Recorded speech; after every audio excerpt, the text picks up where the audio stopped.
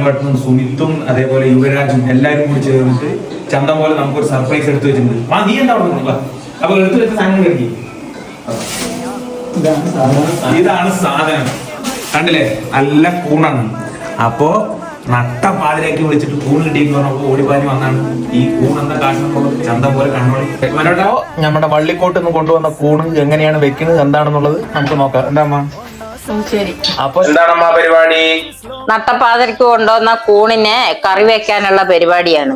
അപ്പൊ മഷ്റൂം മസാല വെക്കാൻ പോവാണ്. സാരം ആയിക്കോട്ടെ, എന്നാ കാണിച്ചു തരാലോ. വരൂ. ഇത്തിരി അധികം സ്നേഹത്തോടെ കിട്ടിയ സ്നേഹക്കൂണൊക്കെ നല്ലപോലെ വൃത്തിയാക്കി ഉള്ളി അരിഞ്ഞ് ഇഞ്ചിക്കും വെളുത്തുള്ളിക്കും നല്ല ഇടിയും കൊടുത്ത് ചതച്ചൊരു മുക്കി വെച്ച് വെള്ളത്തിലിട്ട് നല്ലപോലെ കഴുകുക. മഞ്ഞപ്പൊടി ഇട്ടിട്ടും കഴുകുക. അടുപ്പ് കത്തിച്ച് ചീൻചട്ടിയിൽ കൂണും ഇട്ട് മഞ്ഞപ്പൊടി ഇട്ട് കറിവേപ്പിൻ്റെ ഇല ഇട്ട് ഇത്തിരി ഉപ്പും ഇട്ട് നോക്കുമ്പോൾ വെള്ളം വരുന്നു. നല്ലൊരു ഇളക്കം കൊടുത്ത് എണ്ണയൊഴിച്ച് ഇഞ്ചിയും വെളുത്തുള്ളി അതിലിട്ട് വാട്ടി.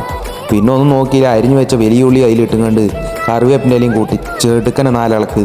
ഇത്തിരി കൂടി എണ്ണ ഒഴിച്ചു, മല്ലിപ്പൊടി ഇട്ടു, നല്ല അടിപൊളി മുളക് പൊടി ഇട്ടു. സിവിൽ സ്റ്റേഷന്റെ മുമ്പിൽ ഉന്തും തള്ളും നടന്ന പോലെ ചെടുക്കൻ ഒരു 4 ഇളക്കി. ഇറച്ചി മസാല ഇടാൻ ഒട്ടും മറന്നില്ല. പിന്നെയും ഇളക്കി. കടുക് താളിക്കാനുള്ള എണ്ണയൊഴിച്ചു, കടുക് താളിച്ചു, കറിവേപ്പിൻ്റെ ഇല ഇട്ടു.